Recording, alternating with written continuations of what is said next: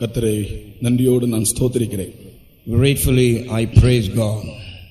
இந்த 4ஆம் நாள் கூட்டத்திற்காக கர்த்தரை நன்றியோடு நாம் ஸ்தோத்திரிக்க வேண்டும். We are bound to praise God with gratitude for this 4th day meeting. தேவன் நமக்கு தருகிற இந்த அரிய வாய்ப்புகளுக்காக ஆண்டவருக்கு நன்றியோடு நாம் ஸ்தோத்திரம் செலுத்த கடமைப்பட்டிருக்கிறோம். We are bound to praise God with gratitude for the blessed privileges what God is giving us. கடைசி காலத்திலே கொடிய காலங்களிலே நாம் ஜீவித்துக் கொண்டிருக்கிறோம். We are living during the last and the wicked days. கர்த்தராகிய இயேசு கிறிஸ்துவின் ரகசிய வருகைக்கு முன்பு நாம் ஜீவிக்கிற இந்த நாட்கள் மிகவும் கொடிய காலங்களாய் பொல்லாத நாட்களாய் காணப்படுகின்றன. These last days where we are living, where the secret coming of Lord Jesus Christ going to take place, they are wicked and they are perilous days. நாட்கள் பொல்லாதவைகளானபடியால் காலத்தை பிரயோஜனப்படுத்திக் கொள்ளுங்கள் என்று கர்த்தருடைய வசனம் சொல்லுகிறது. The word of the Lord says, make use of the time because the days are evil. ஒரு கொடிய காலத்தில் ஜீவிக்கிற ஜனங்கள் காலத்தின் கொடுமையை, அந்த கொடிய தன்மையை விளங்கிக் கொண்டு தேவனோடு இன்னும் அதிகமாக நெருங்கி கிட்டி சேர வேண்டும். People who are living in this wicked period, knowing the terribleness of that period, they have to draw closer and closer to God. கர்த்தருடைய வசனத்தின்படியே தீர்க்க தரிசனங்களின் நிறைவேறுதலாகவே இந்த நாட்கள் ஒரு தீவிரவாதத்தின் நாட்களாயிருக்கின்றன. According to the word of God and according to the promise what God has given us, these are the days of terrorism. நான் எப்போதும் இந்த கொடிய காலங்களுக்கு தீவிரவாதத்தின் காலம் என்றுதான் சொல்லுவேன். Always for these wicked days I used to term it as the day of terrorism. இந்த நாட்களில் தீவிரவாதங்கள் அதிகமாக நடைபெறுகிற நாட்களாக இருக்கிறது. These are the days where the terrorism is on the தெரியுமே தீவிரவாதங்கள் ஏன் உலகத்தில் அதிகமாகிறது? You all know very well as to why the terrorism is on the increase on this earth. மனிதனுடைய இருதய கடினத்தின் நிமித்தம்தான். It is because of the hardness of the heart of man. மனிதனுடைய இருதயம் கடினமாக ஆக தீவிரவாதங்கள் இன்னும் பெருகிக் கொண்டே இருக்கும். As the heart of man gets hardened and hardened, the terrorism will be on the increase. ஆகையால் தான் கடினமாயிருந்த இருதயத்தை ஆண்டவர் சதையான இருதயமாய் நமக்கு மாற்றி தந்தார். Therefore the heart which was very hard or stony, Lord made it as a heart of flesh. இப்பொழுது நமக்கு கடினமான இருதயம் இல்லை, நமக்கு தேவன் சதையான இருதயம் தந்திருக்கிறார். Now we don't have a stony heart, but God has given us a heart of flesh. சதையான இருதயம் உடையவர்கள் எல்லாரும் கரங்களை உயர்த்தி ஆண்டவர் நமக்கு தந்த சதையான இருதயங்களுக்காக ஒரு அல்லேலூயா சொல்லுவோமா? All those with the அல்லேலூயா. ஒரு காலத்திலே நம்முடைய இருதயமும் கடினமாகத்தான் இருந்தது. Once even our hearts were very stony.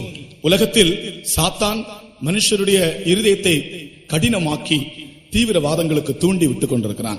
Satan has made men's heart hard and made them to get indulged in terrorism. ஆனால் மறுபக்கத்திலே ஆவியானவர் பலமாக தேவ ஜனங்களுக்குள் கிரியை செய்து கொண்டே இருக்கிறார். But the other side, the Spirit of God mightily and with a great power is working for His people. உலகத்தில் இருக்கிறவனை பார்க்கிலும் உங்களுக்குள் இருக்கிறவர் பெரியவர். He that is in you is greater than he that is in the world. எலிசாவின் வேலைக்காரன் எலிசாவை பார்த்து சொல்லுகிறான், கதறுகிறான், புலம்புகிறான், ஆண்டவனே நாம் என்ன செய்வோம் என்று. The servant of Elisha, looking unto him, he cries and laments, Lord, what shall we do? அப்பொழுது எலிசா சொன்ன வார்த்தை, அவர்களோடு இருக்கிறவர்களை பார்க்கிலும் நம்மோடு இருக்கிறவர்கள் அதிகம். That time the words Elisha spoke unto his servant, he that is in us is greater than he that is with them. ஆண்டவனே கர்த்தாவே இவனுடைய கண்களை திறந்தருளும் என்று சொன்னான். He said, Lord, open these people's eyes. அந்த வேலைக்காரனுடைய கண்களை கர்த்தர் திறந்தபோது அக்கினி ரதங்களையும் குதிரைகளையும் அவன் கண்டான். When Lord opened the eyes of that servant, he saw fiery chariots and horses. இதனுடைய அர்த்தம் என்ன தெரியுமா? You know what is its meaning? உலகத்தில் பிசாசின் வல்லமை, அந்தகாரத்தின் வல்லமை எவ்வளவுக்கு அதிகமாய் கிரியை செய்கிறதோ அதைவிட நம் உள்ளங்களில் ஆவியானவர் பலமாக கிரியை செய்து கொண்டிருக்கிறார். More than the power of darkness and the power of the wickedness is working in this earth, our Lord works mightily in our heart. எரேமியா சொல்லுகிறான், ஆண்டவரோ பயங்கரமான பராக்கிரமசாலியாக என்னோடு இருக்கிறார். Jeremiah says, Lord is terrible and as a warrior, as a man of war is with me. ஆண்டவரோ பயங்கரமான பராக்கிரமசாலியாக என்னோடு இருக்கிறார். Lord being terrible and as a warrior is with me. அதை விசுவாசிக்கிறவர்கள் ஒரு அல்லேலூயா சொல்லுங்க. Those who believe say ஹalleluya. உலகத்தில் சாத்தான் எவ்வளவு அதிகமாய் கிரியை செய்யட்டும், no matter how much ever Satan works in this world, ஆனால் எரேமியாவை போல நாம் சொல்லுவோம், ஆண்டவரோ பயங்கரமான பராக்கிரமசாலியாய் என்னோடு இருக்கிறார். Like Jeremiah, let us also say, Lord is so terrible and as a mighty warrior is with me. கர்த்தருக்கு ஸ்தோத்திரம். Praise be to God. கர்த்தருடைய வருகையிலே எடுத்துக்கொள்ளப்படுகிற அவருடைய மனவாட்டி எப்படிப்பட்டவள் என்று இன்று நான் இன்னும் சில வார்த்தைகளை சொல்ல விரும்புகிறேன். Today I would like to tell you a few words as to how the bride which is going to be caught up at the secret coming of Jesus will be. 1 தெசலோனிக்கேயர் 4ஆம் அதிகாரம் 16 முதல் 18ஆம் வசனம் வரைக்கும் வாசிப்போம். 1 Thessalonians 4th chapter, let us read from 16 to 18. ஏனெனில் கர்த்தர் தாமே ஆரவாரத்தோடும் பிரதான தூதனுடைய சத்தத்தோடும் தேவ எக்காளத்தோடும் வானத்திலிருந்து இறங்கி வருவார். அப்பொழுது கிறிஸ்துவுக்குள் மரித்தவர்கள் முதலாவது எழுந்திருப்பார்கள். பின்பு உயிரோடு இருக்கும் நாமும் கர்த்தருக்கு எதிர்கொண்டு போக மேகங்கள் மேல் அவர்களோட கூட ஆகாயத்தில் எடுத்துக்கொள்ளப்பட்டு இவ்விதமாய் எப்பொழுதும் கர்த்தருடனே கூட இருப்போம். ஆகையால் இந்த வார்த்தைகளினாலே நீங்கள் ஒருவரை ஒருவர் தேற்றுங்கள். For the Lord himself shall descend from heaven with a shout, with the voice of the archangel, and with the trump of God, and the dead in Christ shall rise first.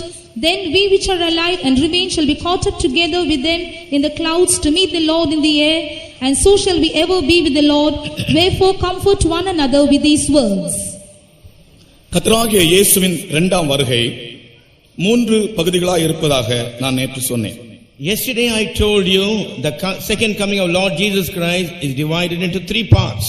முதல் பகுதி ரகசிய வருகை. The first part is secret coming. அவர் திருடனை போல் வருவார் என்றுதான் வேதம் சொல்லுகிறது. The Bible says he will come like a thief. அது அவருடைய மனவாட்டியை சேர்த்துக்கொள்ள, அவருடைய சம்பத்தை சேர்த்துக்கொள்ள அவர் வருகிற அவருடைய வருகை. That is coming is to gather his treasure or to gather his bride. அவருடைய வருகையின் இரண்டாம் பகுதி உபத்திரவ காலத்தின் முதல் 3.5 வருஷத்தின் முடிவிலே உபத்திரவ காலத்து இரத்த சாட்சிகளை சேர்த்துக் கொள்ளும்படியாக வெண்மையான மேகத்திலே கருக்கான அறிவாளுடன் அவர் தோன்றுவார். The second coming will be at the end of the first 3.5 years of tribulation. In order to gather the tribulation martyrs, he will come with a sickle in his hand to gather them. அவருடைய வருகையின் இரண்டாம் வருகையின் 3ஆம் பகுதி ஒலிவ மலையின் மேல் அவருடைய பாதங்கள் நிற்கும். Third of his second coming his feet will rest upon Mount Olive. கர்த்தருக்கு ஸ்தோத்திரம். Praise be to God. நாம் நம்முடைய எதிர்பார்க்குதல் அவருடைய ரகசிய வருகையிலே காணப்பட வேண்டும் என்றுதான். Our expectation is that we should be caught up at his secret coming. அவருடைய வருகை ரகசிய வருகை என்று அழைக்கப்பட்டாலும் இங்கே நாம் இப்பொழுது வாசித்த வண்ணமாக இங்கே இப்பொழுது நாம் வாசித்தது போல ஆரவாரத்தோடும் பிரதான தூதனுடைய சத்தத்தோடும் தேவ எக்காளத்தோடும் அவர் வருவதாகத்தான் நாம் வாசித்தோம். Though it is called a secret coming, but as we read here, the Lord himself shall descend from heaven with a shout, with the voice of archangel and with the trump of God. அவர் ரகசியமாய் வருகிறார். ஆனால் எப்படி வருகிறாராம்? ஆரவாரத்தோடும் தேவ எக்காளத்தோடும் பிரதான தூதனுடைய சத்தத்தோடும் வருகிறார். He is coming secretly, but you know how he is coming? He is coming with a shout, with the voice of the archangel and with the trump of God. இந்த ஆரவாரம் என்றால் என்ன? What do you mean by the shout? இந்த ஆரவாரம் என்பது ஜெயத்தின் அல்லாவிட்டால் மகிழ்ச்சியின் ஆரவாரம். This shout is a shout of victory or a shout of joy. தேவன் கொடுத்த பிரமாணங்களை கையில் எடுத்துக்கொண்டு மலையிலிருந்து இறங்கி வந்தார்கள் மோசேயும் யோசுவாவும். Moses and Joshua holding the commandments what God has given in the hand, they descended down from mountain. இந்த படத்திலே பாருங்கள், மலையிலே இருந்து பெற்றுக்கொண்ட அந்த மகத்துவமான பிரமாணங்களை கையில் ஏந்திக் கொண்டு மலையிலிருந்து கீழே இறங்கி வந்து கொண்டிருக்கும் போது யோசுவாவின் செவிகளிலே பாளையத்தில் ஒரு ஆரவாரம் கேட்டது. You see in this picture Moses carrying the tables of stone which was given to him by God while he is coming down from the mountain. Joshua was able to hear the shout of joy from the mountain. நான் अनेक நாட்கள் நினைத்துக் கொண்டிருந்தேன், யோசுவாவினுடைய செவியில் தான் அந்த சத்தம் கேட்டது, மோசேயினுடைய செவியில் முதலாவது கேட்கவில்லை என்றுதான் நான் சில காலங்கள் நினைத்துக் கொண்டிருந்தேன். Some time ago I used to think that this shout was only heard in the ears of Joshua, but it could not be heard by Moses. இந்த ஆரவார சத்தம் என்றால் என்ன? What do you mean by this voice of shout? அதை குறித்து விளக்கும்படியாக நான் இதை உங்களுக்கு சொல்லுகிறேன். In order to explain you, I will tell you now. யோசுவா சொல்லுகிறார், பாளையத்திலே ஒரு ஆரவாரம் கேட்கிறது. Joshua says, I hear a shout in the camp. அப்பொழுது மோசே கூறுகிறார், That time Moses says, அது ஜெயதோனியும் அல்ல, that is not a அபஜெயதோனியும் அல்ல, அது பாடலின் சத்தம் என்று சொல்லுகிறார். Moses says, neither it is a shout of victory, nor is a shout of defeat, but it is a voice of பாடலின் சத்தம் கேட்கிறது. that is the voice of singing, he says. யோசுவாவினுடைய செவிகளிலே ஆரவார சத்தமாய் அது கேட்டது. ஆனால் மோசே இந்த சத்தத்தை கேட்டது மட்டுமல்ல, அந்த சத்தம் என்ன சத்தம், ஜெயதொனியா அல்லது அபஜெயதொனியா என்று வகையறுக்கக்கூடிய ஞானமும் மோசேயினிடத்தில் காணப்பட்டது. This Joshua heard only the shout of victory in his ears, but Moses had the discerning power to know whether it is a shout of victory or it is a shout of defeat. மோசே சொல்லுகிறார், யோசுவாவே, அந்த சத்தம் எது தெரியுமா? அது ஜெயதொனியும் அல்ல, அது அபஜெயதொனியும் அல்ல, அது பாடலின் சத்தம் என்று சொன்னான். Moses is telling to Joshua, this shout is not neither a shout of victory nor a shout of defeat, but it is the voice of singing. கர்த்தராகிய இயேசு கிறிஸ்து ரகசியமாய் வெளிப்படும்போது கேட்கிற ஆரவார சத்தம் அது ஜெயதொனி. அன்றுதான் கர்த்தராகிய இயேசு கிறிஸ்துவினுடைய கிரியைகள் எல்லாவற்றுக்கும் ஒரு ஜெயத்தை அவர் காண்கிறார். மனுஷனிலே தொடங்கின வேலை பூர்த்தி ஆயிற்று. அவர் அவருடைய மனவாட்டியை கண்களால் காண்கிறார். அது ஒரு ஜெயம். அந்த ஜெயத்தின் மகிழ்ச்சியின் ஆர்ப்பரிப்பு தான் அந்த ஆரவார சத்தம். When Lord Jesus Christ is going to appear in the clouds, there will be a shout of victory. The work what he has started in his bride, that victorious thing is going to come to an end. That is the voice of the shout. நான் சொல்லுகிறேன், இந்த நாட்களிலே நாம் ஒவ்வொருவரும் ஆண்டவருடைய வருகைக்காக ஆயத்தமாகிற ஒரு அனுபவம் இருந்தால் நம்முடைய இருதயத்திற்குள் இந்த ஆரவார சத்தம் இந்த நாட்களில் தொனிக்கிறதை நாம் கேட்கலாம். I will tell you now, if we have the preparedness to be caught up with the secret coming of Jesus, in our heart we'll be able to see the voice of shout of victory being rung. ஒரு வினாடி உங்களுக்கு நான் கொடுக்கிறேன். உங்கள் இருதயங்களில் இந்த நாட்களில் தொனிக்கிற சத்தம் ஜெயதொனியா அல்லது அபஜெயதொனியா அல்லது விக்கிரகாராதனை பாடலின் சத்தமா? எந்த சத்தம் இந்த நாட்களில் உங்களுடைய இருதயத்தில் தொனிக்கிறது? I will give you few moments, just ponder about it and see in your heart whether the shout of ringing is a shout of victory or is a shout of defeat or the songs of idolatry or what it is. You just think about it. இயேசு கிறிஸ்துவினுடைய ரகசிய வருகையின் போது ஆரவார சத்தம் தொனிக்குமே, அந்த சத்தம் இன்றைக்கே நம்முடைய இருதயத்தில் தொனிக்க வேண்டும். உன்னுடைய இருதயத்தில் தொனிக்கிற சத்தம் என்ன? இந்த 4ஆம் நாள் கூட்டத்திலே நீ உன்னோடு ஒரு கேள்வியை கேட்பாயாக. When Lord Jesus Christ appears, there will be a shout. Even these days itself, the shout of victory is to be heard. You just think in your heart, what is the shout which is ringing in your ears? கர்த்தருக்கு ஸ்தோத்திரம். Praise be to God. உனக்கு அதை கண்டுபிடிக்க முடியாவிட்டால், if you are not able to find it out, மோசே போல ஆட்களிடத்திலே வா. உன்னுடைய இருதயத்திற்குள் தொனிக்கிற சத்தம் ஜெய சத்தமா, தோல்வியின் சத்தமா அல்லது விக்கிரகாராதனையின் சத்தமா என்று சரியாக நிதானித்து மோசே உனக்கு சொல்லி தருவான். You come and approach the people who are like Moses. They will very clearly tell you whether the shout is a shout of victory or a shout of defeat or the song of idolatry in your heart. ஜெயத்தின் சத்தம், மகிழ்ச்சியின் ஆரவாரம் அங்கே தொனிக்க அவர் வருகிறார். The shout of victory and the singing of joy to ring, he will appear. இரண்டாவது, தேவ எக்காலத்தோடு அவர் வருகிறார். Secondly, he will come with the trump of God. தேவ எக்காலம் என்பது இந்த நாட்களிலே எக்கால சத்தம் என்பது தேவனுடைய சத்தமாக ஆண்டவருடைய வருகை பலவிதங்களிலே அறிவிக்கப்பட்டுக் கொண்டிருக்கிறது. The trump of God means in these days it is the voice of the proclamation of the gospel which is being preached everywhere. ஆனால் அவருடைய ரகசிய வருகையின் போது தேவ எக்கால சத்தம் என்பது அது கடைசி அறிவிப்பு, அவருடைய வருகையை பற்றிய கடைசி அறிவிப்பு. ஆகையினால் அது கடைசி எக்காலம் என்று அழைக்கப்படுகிறது. When it is mentioned the trump of God at the secret coming of Lord Jesus Christ, that announces, that is the last announcement, that is called the last trump. அந்த எக்கால சத்தத்திற்கு பின்பு ஒரு மனிதன் தன்னை ஆயத்தப்படுத்துவதற்கு சமயம் இல்லை. After the last trump there is no more time for man to prepare himself. ஆகையால் இப்பொழுது இந்த எக்கால சத்தம் கேட்கும் போது நாம் நம்மை ஆயத்தமாக்க வேண்டும். தகுதிப்படுத்த வேண்டும், பரிசுத்தமடைய வேண்டும். Now when we hear the voice of the trumpet, we must prepare ourselves, we must sanctify ourselves, and we must make ourselves worthy.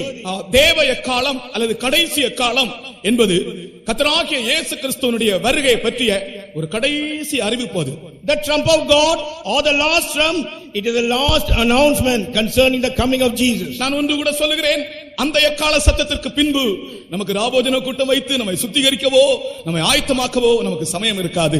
நிமிஷத்திலே ஒரு இமைப்பொழுதிலே நாம் மறுரூபம் அடைய வேண்டிய சமயம் அது. After the last trump, we won't have time to conduct the communion service or the sanctifying meetings or any other meeting. In a moment, in a twinkling of an eye, we all will be transformed. ஆகையால் இப்பொழுது இந்த சுவிசேஷத்தின் சத்தம் ஒரு எக்கால சத்தமாக ஒவ்வொருவருக்கும் தொனிக்கட்டும். இந்த நாட்களிலே உங்களை ஆயத்தமாக்கிக் கொள்ளுங்கள். Therefore the voice of this gospel as a trump of God, let it be rung in everyone's heart, and every one of you prepare yourself. அடுத்தது பிரதான தூதனுடைய சத்தத்தோடு அவர் வருகிறார். After that he is coming with the voice of the archangel. பிரதான தூதனுடைய சத்தத்தோடு அவர் வருகிறார். He is coming with the voice of the archangel. இந்த பிரதான தூதனின் சத்தம் எதற்காக? Why is this voice of the archangel? சாத்தானின் சேனைக்கு விரோதமான சத்தம்தான் இந்த பிரதான தூதனுடைய சத்தம்.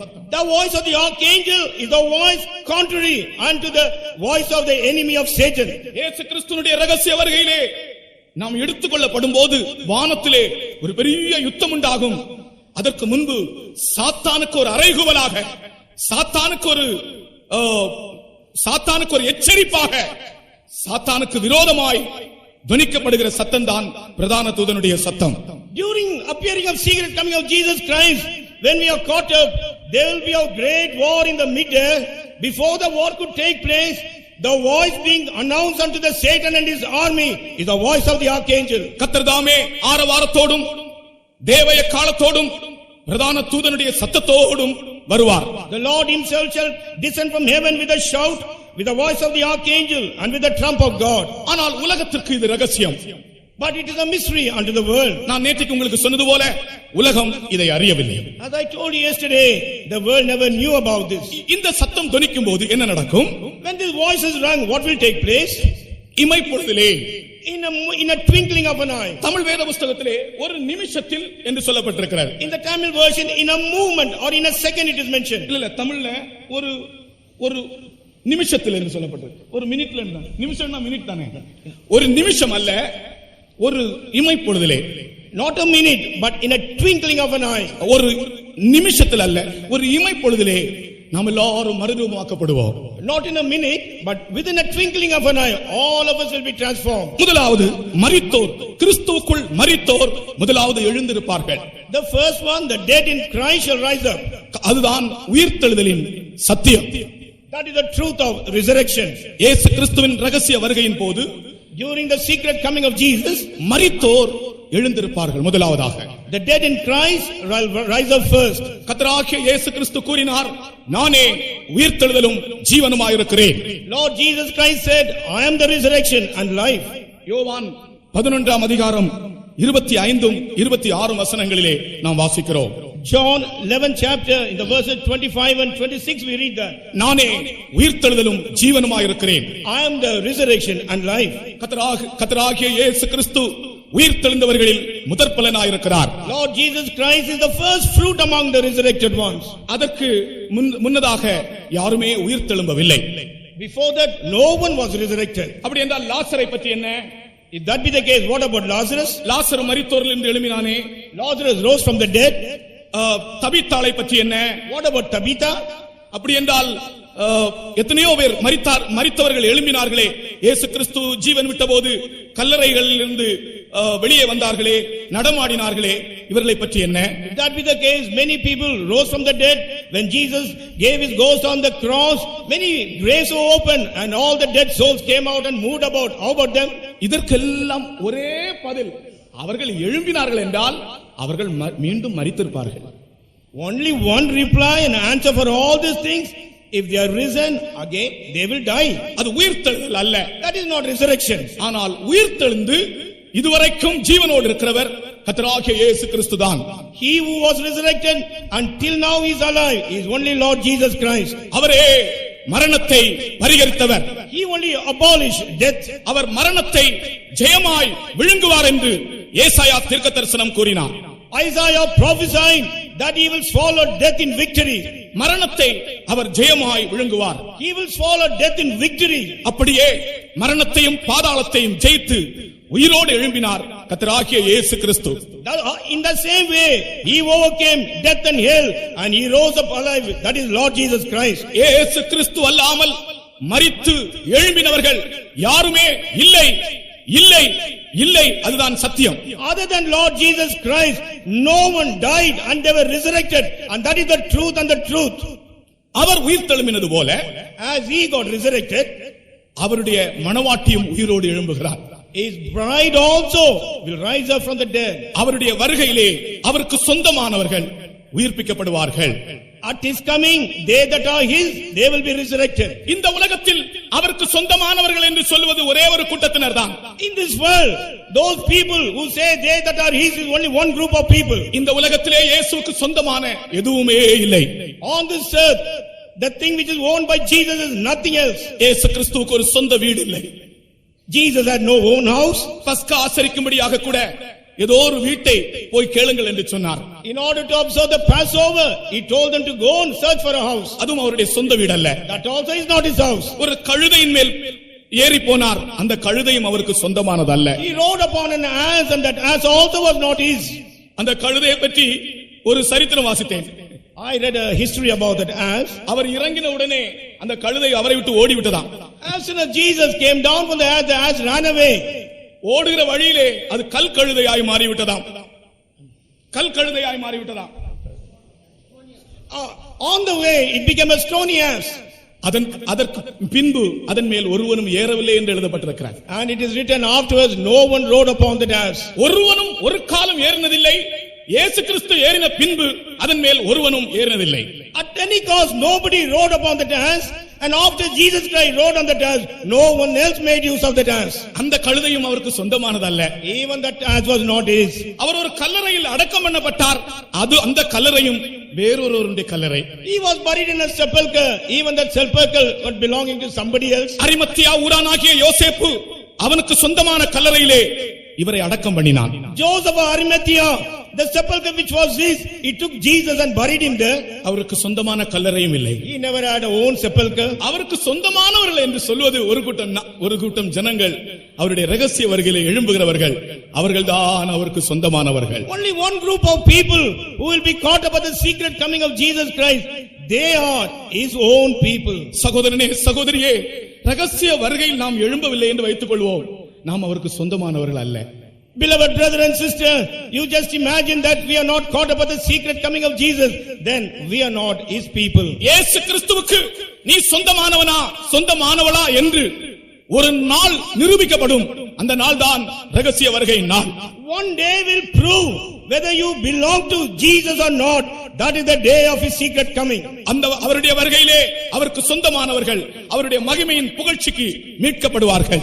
On that day, they that are his, they will be redeemed for his praise and honor. அதற்காகத்தான் பரிசுத்த ஆவியானவர் அச்சாரமாய் நமக்கு கொடுக்கப்பட்டிருக்கிறார். That is why the Holy Spirit has been given as a seal of inheritance. பரிசுத்த ஆவியானவர் நமக்கு ஒரு அச்சாரமாய் கொடுக்கப்பட்டிருக்கிறார். The Holy Spirit has been given as a seal, as an earnest.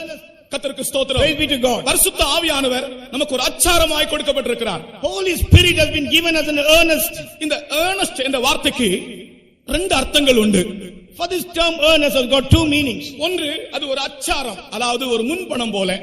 That is like an advance money which is paid. இரண்டாவது, இந்த earnest என்ற வார்த்தையினுடைய இன்னொரு அர்த்தம், Another meaning for this word earnest, வரப்போகிற காரியத்தை முன்னதாகவே டேஸ்ட் பண்ணுவது. Four taste. வரப்போகிற காரியத்தை இந்த உலகத்தில் நீ இருக்கும்போதே ஃபோர் டேஸ்ட் அல்லாவிட்டால் முன்னே ருசிக்கும்படியாகவே இந்த பரிசுத்த ஆவியானவர் உனக்கு கொடுக்கப்பட்டிருக்கிறார். This Holy Spirit has been given unto you that you may foretaste the thing which is to come. கர்த்தருக்கு ஸ்தோத்திரம். Praise be to God. அந்த மகிமையின் புகழ்ச்சிக்காக நாம் மீட்கப்பட போகிறோமே, அந்த அனுபவங்களை, இனி வரப்போகிற அனுபவங்களை இந்த சரீரத்தில் இருக்கும் போதே நாம் ருசிக்கும்படியாக பரிசுத்த ஆவியானவர் நமக்கு கொடுக்கப்பட்டிருக்கிறார். We are going to be redeemed for that praise and glory to experience those things while we are living in this body itself.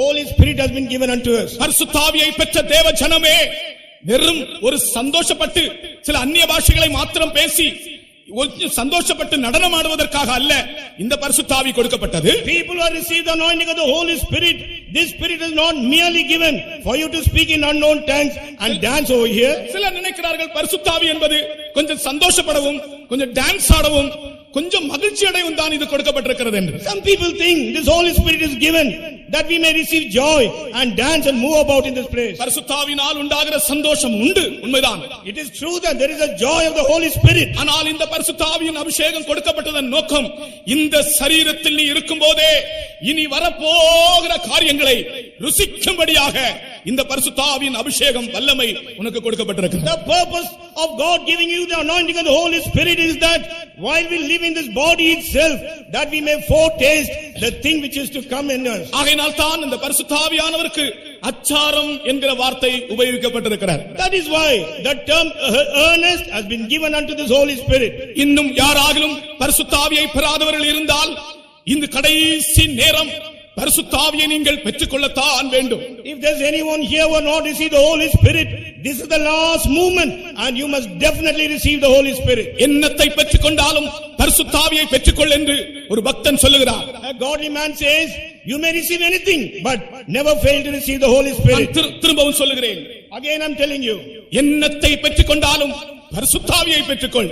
whatever you may get it but receive the Holy Spirit. ஒரு மனிதன் பரிசுத்தாவியை பெறாமல் இந்த உலகத்தில் எதைத்தான் பெற்றிருந்தாலும் அவன் ஒன்றுமே இல்லாதவன் தான். A man might have received many things on this earth, but if he has not received the Holy Spirit, he has not received anything. உலகத்துக்கு ஒரு முடிவு வந்திருக்கிறது.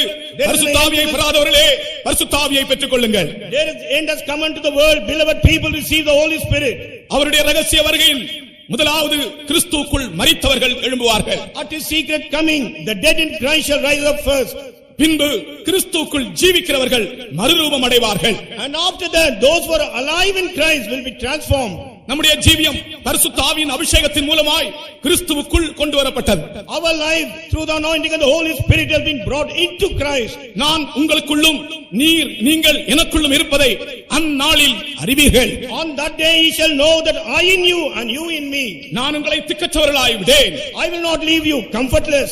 உண்மையாகவே பரிசுத்த ஆவியினுடைய அபிஷேகம் நமக்கு கொடுக்கப்பட்டபடியினால் நாம் திக்கற்றவர்கள் அல்ல. Really, because the anointing of the Holy Spirit is given unto us, we are not fatherless or comfortless. ஆனால் ஒரு காரியம் சொல்லுகிறேன், அந்த அனுபவம் அங்கே முடியவில்லை. கர்த்தருடைய வருகையிலே நாம் காணப்பட வேண்டும், அவரை நாம் காண வேண்டும், அவர் நம்மை சேர்த்துக் கொள்ள வேண்டும். அப்பொழுதுதான் நாம் திக்கற்றவர்களாய் அவர் நம்மை விடேன் என்று சொன்ன வார்த்தை பூர்ணமாய் நிறைவேறும். The work doesn't stop over here. At the coming of Lord Jesus Christ, we should be seen at his coming and we should be caught up. Then only the term that I will not leave you comfortless will be completed. இப்பொழுது பரிசுத்த ஆவியானவர் நம்மை தேற்றிக் கொண்டிருக்கிறார். Now the Holy Spirit has been comforting us. இனி அவர் நம்மை வந்து சேர்த்துக் கொள்ள போகிறார். Now he is going to gather us up. ஆகையால் பரிசுத்த ஆவியினுடைய அபிஷேகத்தினாலே நாம் கிறிஸ்துவுக்குள்ளாகிறோம். Therefore through the anointing of the Holy Spirit we come into Christ. கிறிஸ்துவுக்குள் ஜீவிக்கிறவர்கள் மறுரூபம் அடைவார்கள். Those who are living in Christ, they will be transformed. கர்த்தருக்கு ஸ்தோத்திரம். Praise be to God. மறுரூபம் என்கிற வார்த்தை ஒரு மனுஷன் அடைகிற ஒரு விசேஷித்த பரலோகத்தின் அனுபவம். The term transformation, it is a heavenly experience what a man is attaining. பாவத்தில் ஜீவிக்கிற ஒரு சாதாரண மனிதனை மறுரூபமாக்குவது ஆண்டவருக்கு ஒரு நாள் 2 நாள் 3 நாள் வேலை அல்ல. எத்தனையோ நாட்கள் ஒரு மனிதனை மறுரூபமாக்குவதற்காக ஆண்டவர் கிரியை செய்து கொண்டே இருக்கிறார். Man who lived in sin, to transform that man, it is not 1 day or 2 day or 3 days job, but Lord has been working continuously in order to transform him. 6 நாளைக்குள்ளே எல்லாவற்றையும் சிருஷ்டித்த தேவன், God who created everything in 6 days, ஒரு மனிதனை மறுரூபப்படுத்துவதற்கு எவ்வளவோ நாட்கள் காலங்கள் அவனிலே கிரியை செய்ய வேண்டியதா இருக்கிறது. He is working for so many days in order to transform a man. உண்டாக கடவுள் என்று சொன்ன உடனே சூரியன் உண்டாயிற்று. Let it be formed immediately. The sun was formed. வெளிச்சம் உண்டாக கடவுள் என்று சொன்ன உடனே வெளிச்சம் உண்டாயிற்று. As soon as he said let the light be there, light got formed. ஆனால் ஒரு மனிதன் தேவபுத்திரனாய் நீ மாறு என்று சொல்லி உடனே அடுத்த நிமிஷத்திலே ஒரு மனுஷன் தேவபுத்திரனாய் மாறிவிட முடியவில்லை. A man when he is told you turn out to be the son of God, the next moment he can never be the son of God. அது ஒரு process. அதாவது ஆண்டவருக்கு அந்த காரியத்தை செய்ய காலங்கள், நாட்கள், மாதங்கள், வருடங்கள் தேவையா இருக்கிறது. It is a process for Lord to accomplish this in his days, weeks, months and years. அதற்கு காரணம் மனிதன் சுயமுடையவனாய் இருக்கிறபடியால். The reason is that man is of selfish nature. சொந்த வழிகள் உடையவனாய் இருக்கிறபடியால். Man has got his own ways. தேவனுடைய சித்தத்திற்கு முற்றிலுமாய் ஒப்படைப்பது மனிதனால் கூடாமல் இருக்கிறபடியால். It is not possible for man to surrender for the perfect will of God. கர்த்தருக்கு ஸ்தோத்திரம். Praise be to God. கிறிஸ்துவுக்குள் ஜீவிக்கிறவர்கள் மறுரூபம் அடைவார்கள். Those who live in Christ shall be transformed. ஒரு இமைப்பொழுதிலே இந்த காரியம் நடக்கிறது. In a twinkling of an eye this process will take place. இதுதான் நம்முடைய வாஞ்சியாக இருக்கிறது. This is our desire. நான் நேற்றுக்கு உங்களுக்கு சொன்னது போல, as I told you yesterday, கர்த்தருடைய வருகையிலே ஒரு கூட்டம் ஜனங்கள் எடுத்துக்கொள்ளப்பட்ட உடனே, at the coming of Jesus Christ, when one group of people is taken up, அதற்கு அடுத்த நிமிஷம் ஒரு பெரிய, இதை தெரிந்த ஆட்களுக்கு ஒரு பெரிய ஏமாற்றமான, அல்லாவிட்டால் ஒரு வெட்ககரமான நிமிஷமாக காணப்படும். But then in the very next moment, people who are left out, it will be a time of a great shame and terribleness. சில நாட்களுக்கு முன்பாக இந்த நியூஸ் பேப்பர்ல ஒரு படம் போட்டிருந்தார்கள். Some time ago in a newspaper there was a photograph. இதே போல ஒரு படம் போட்டிருந்தால் இயேசு வருவதும் ஆட்கள் எப்படி ஏறி போவதும் எடுத்துக்கொள்ளப்படுவதும் ஒரு படம் போட்டிருந்தார்கள். Just like this picture, Jesus comes and now people are getting transported. இதே ஒரு விசுவாசி ஏழை சகோதரன், அவருக்கு அவ்வளவு சிந்திக்க முடியவில்லை. பேப்பர் எடுத்து வாசித்து அவர் நினைத்து விட்டார், இயேசு வந்து விட்டார், இயேசுனுடைய ரகசிய வருகை நடந்து விட்டது, ஆகையால் பேப்பர்ல நியூஸ் வந்திருக்கிறது என்று சொல்லி அவரும் அவருடைய மனைவியும் அழுது அழுது அழுது அழுது பெரிய துக்க வீடு போல அழுது கடைசியில விசுவாச விட்டு ஓடி வந்தார்கள். A brother, poor brother, was totally ignorant. When he saw the news in the paper, he thought the secret coming of Jesus has taken place. He along with his wife wept bitterly, and finally they landed in the faith home. சின்சியரான ஆட்கள், உண்மையான இருதயம் உள்ளவர்கள், அவர்கள் நினைத்து விட்டார்கள் இயேசு வந்து விட்டார், ஆகையால் படம் போட்டிருக்கிறார்கள், பேப்பர்ல வந்திருக்கிறது நியூஸ், இப்படிதான் அவர்கள் நினைத்தார்கள். ஆழ்ந்த சிந்தனையை அவர்களுக்கு செய்ய முடியவில்லை. அவர்கள் ஃபெய்த் ஹோம்ல வந்து என்ன சொல்லுகிறார்கள் தெரியுமா? ஃபெய்த் ஹோம்ல வந்த உடனே பிரதருடைய ரூமுக்கு போனார்கள், அங்கே பிரதர் இல்லை. You know, the sincere souls, they are not able to comprehend anything. As soon as they saw the picture in the newspaper, they thought the secret coming of Jesus has taken place. That is why they have published this news, crying. You know, when he came to the faith home, they came and approached the brother, and they could not see the brother of the faith home there. Brother அங்க பக்கத்துல எங்க போயிருக்கிறார். Brother was moving about somewhere else. Room திறந்திருக்கிறது. The room was open. இது இவர்களுக்கு இன்னும் கொஞ்சம் கூட உறுதிப்படுத்தி விட்டது இயேசு வந்து விட்டார் என்று. They became assured, yes, Jesus has really come. அங்கிருந்து கிச்சனுக்கு போனார்கள். From there they went to kitchen. கிச்சன்ல ரெண்டு சகோதரிமார் இருக்கிறார்கள். Two sisters were there in the kitchen. அவர்கள் சிஸ்டர்ஸ் கிட்ட போய் சொல்லுகிறார்கள், சிஸ்டர், கர்த்தர் வந்துட்டார், நாம் கைவிடப்பட்டு போயிட்டோம். இது உண்மையாய் நடந்த ஒரு விஷயம். You know, they went to the sisters and they wept and told them, sisters, Jesus has come, we all have been left out. This is the incident which took place really. கண்ணீரோடு, with tears, தவிப்போடு, with turmoil, அங்கலாய்ப்போடும் ஏமாற்றத்தோடும், and with a great shame and with a defeat. Sisters இத கேட்ட உடனே, ஊழியக்காரங்கள் தானே, என்ன சொல்றதுன்னு தெரியாது. அவர்களும் நினைத்தார்கள், ஒருவேளை கர்த்தர் வந்துட்டாரா, இவர்கள் அழுகிறதை பார்த்து நம்ம கைவிடப்பட்டு போயிட்டோமா என்று. You know, the sister, they were not able to say what to say unto them. Even they thought Jesus would have come and we have been put to shame and we have been left out. பிரியமானவர்களே, இப்படி இவர்கள் பேசிக்கொண்டே இருக்கும்போது brother அங்கிருந்து வருகிறார். Beloved, while these people were talking, brother was coming that side. உடனே இந்த ரெண்டு விசுவாசிகளும் சொல்லுகிறார்கள், பிரதர், நம்ம கைவிடப்பட்டு போயிட்டோம், கர்த்தர் வந்துட்டார்.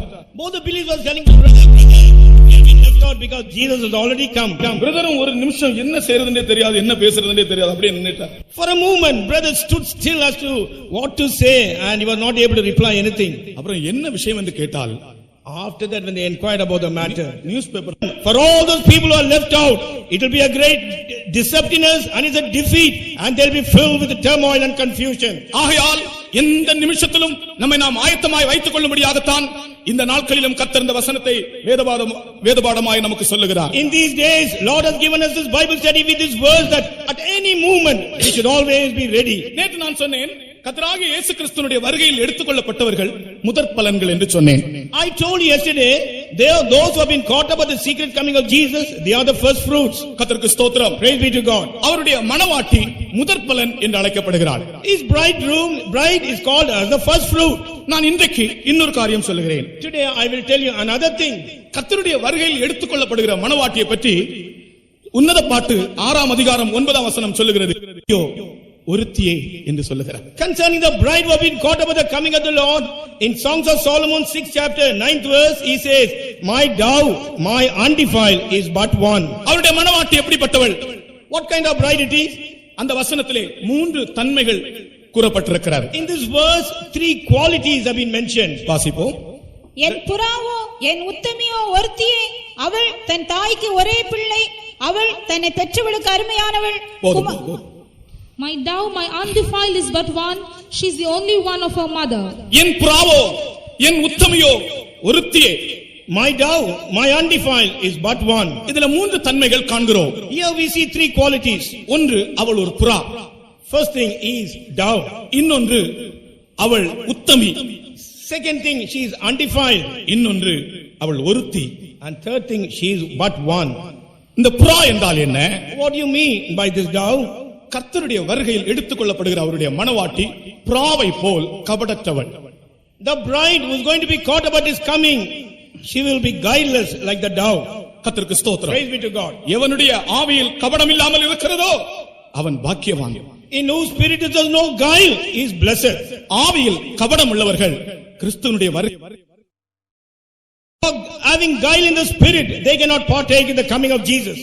32ஆம் சங்கீதம் 2ஆம் வசனத்தை வாசித்து பாருங்கள். எவனுடைய ஆவியில் கபடம் இல்லாமல் இருக்கிறதோ அவன் பாக்கியவான். You see, you read in Psalms 32:2, in whose spirit there is no guile, he is blessed, it is mentioned. எவனுடைய அக்கிரமத்தை கர்த்தர் எண்ணாதிருக்கிறாரோ, எவனுடைய ஆவியில் கபடம் இல்லாதிருக்கிறதோ அவன் பாக்கியவான். Blessed is the man unto whom the Lord imputeth not iniquity, and in whose spirit there is no guile. எவனுடைய ஆவியில் கபடம் இல்லாமல் இருக்கிறதோ அவன் பாக்கியவான். Blessed is the man in whose spirit there is no guile. பரிசுத்த ஆவியாகிய புறா ஒரு மனிதனுடைய ஆவியை கபடமில்லாத ஆவியாய் மாற்றுகிறார். The dove, which is the Holy Spirit, makes the spirit of man without guile. கர்த்தருக்கு ஸ்தோத்திரம். Praise be to God. ஒரு மனிதனுடைய ஆவியில் கபடம் இருக்கிறதா என்று மனிதர்கள் சீக்கிரம் விளங்கிக் கொள்ள முடியாது. Man easily cannot understand whether they have guile in their spirit. ஒரு மனிதன் ஏதாவது ஒரு தவறு செய்தாலோ பேசினாலோ தான் அவன் மோசமானவன் என்று மற்றவர்களுக்கு தெரியும். Others will come to know if this man he speaks in a disorderly way or in a bad way. ஆனால் ஒரு மனிதனுடைய ஆவியிலே கபடம் இருந்தால் அவனை காண்கிறவர் கர்த்தருடைய ஆவியானவர். If there is a guile in the spirit of man, he who sees him will be the spirit of God. அந்த ஆவியில் காணப்படுகிற கபடத்தையும் கூட பரிசுத்த ஆவியானவர் மாற்றி கபடற்ற ஒரு புறாவாய் அவருடைய மணவாட்டியை மாற்றுகிறார். That guile which is seen in the spirit of man, the spirit of God is able to change him and make him without guile. அதை இப்படி சொன்னால் நலமா இருக்கும். அப்படி கபடற்ற ஆவி உள்ளவர்களாய் மாற்றப்பட்டவர்களே அவருடைய மணவாட்டியாய் காணப்படுகிறார்கள். You can say in this way, those people who don't have guile in the spirit, they term us the bride of Christ. ஆகையால் உங்களுடைய ஆவியை குறித்து நீங்கள் எச்சரிக்கையாய் இருக்க வேண்டும். Therefore you should be very careful about your spirit. மீகாவிலோ ஆபகுக்குலோ ஏதோ ஒரு வசனம் இருக்கிற வாசித்த ஞாபகம் வருகிறது எனக்கு. உங்களுடைய இளவயதின் மனைவிக்கு நீங்கள் துரோகம் பண்ணாதபடி உங்கள் ஆவியோடு நீங்கள் உண்மையாயிருங்கள், எச்சரிப்பாருங்கள் என்று சொல்கிறார். In Micah he says, be very careful and be warned in your spirit that you may not commit sin with your wife or young age. பாருங்க, அதனுடைய அர்த்தம் என்ன தெரியுமா? துரோகம் செய்யக்கூடிய காரியம் ஒரு மனிதனுடைய ஆவியிலும் வரக்கூடாதாம். The person to cause any bad thing unto the wife or the young age, it should not come in his spirit. மல்கியா 2:15. மல்கியாவா? ஆகையால் ஒருவனும் தன் இளவயதின் மனைவிக்கு துரோகம் பண்ணாதபடிக்கு உங்கள் ஆவியை குறித்து எச்சரிக்கையாயிருங்கள். உங்கள் ஆவியை குறித்து எச்சரிக்கையாயிருங்கள். Be warned in your spirit. அப்ப உங்களுடைய ஆவியிலும் கூட நீ துரோகம் பண்ணக்கூடாது. Even in your spirit you should not cause this enmity. உன்னுடைய ஆவியிலும் கூட நீ துரோகம் பண்ணக்கூடாது. Therefore take heed to your spirit, and let none deal treacherously against the wife of his youth. You should not do treacherously against your wife in your spirit also. உன்னுடைய மனைவிக்கு நீ துரோகம் பண்ணுகிற காரியம் கிரியையிலே செய்கிறது என்று நீ நினைக்க வேண்டாம். கிறிஸ்துவினுடைய வருகையிலே காணப்பட வேண்டிய ஜனங்களுக்குள்ள தகுதி ஆவியிலும் நீ துரோகம் பண்ணக்கூடாது. You are causing treacherous to your wife it is not that what you're doing in your works, but the bride which is going to be caught up with the secret coming of Jesus. Even in your spirit, this work should not be seen. எவனுடைய ஆவியில் கபடம் இல்லாமல் இருக்கிறதோ அவன் பாக்கியவான். In whose spirit there's no guile, he is blessed. ஆகையால் தான் பேதுரு அப்போஸ்தலன் சொல்கிறார், சகலவிதமான கபடங்களையும் நீங்கள் அகற்றி விடுங்கள். That is why Apostle Peter says, remove all kinds of guile from you. 1 பேதுரு 2ஆம் அதிகாரம் 2ஆம் வசனம். 1 Peter 2nd chapter verse 2.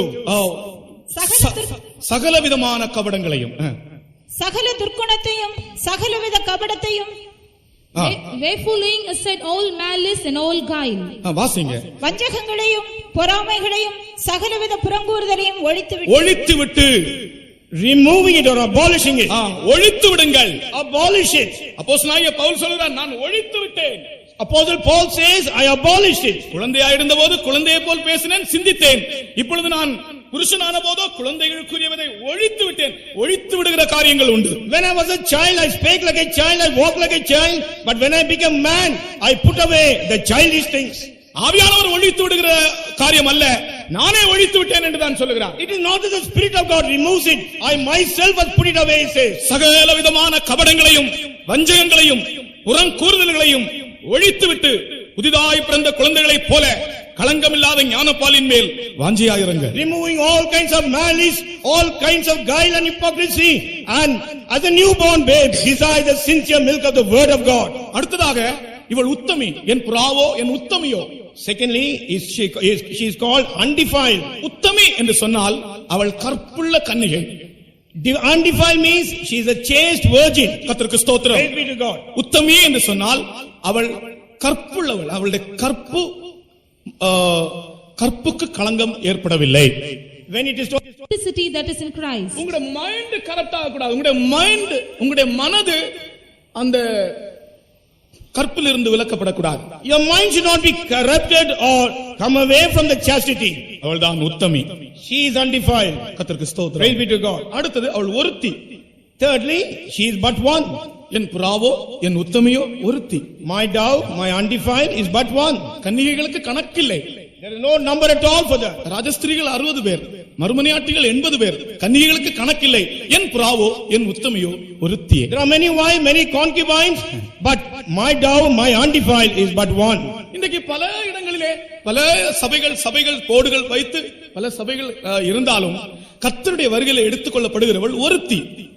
அந்த ஒருத்தியாக நாம் மாற வேண்டும். Today there may be many churches, many worshiping places, but at the coming of Jesus Christ we should become one to be caught up at the secret coming. N புறாவோ N உத்தமியோ ஒருத்தியே. My dove, my undefiled is but one. ஒருத்தி என்றால் அர்த்தம் என்ன? What is the meaning of saying but one? அவள் ஒன்றாக்கப்பட்டவள்.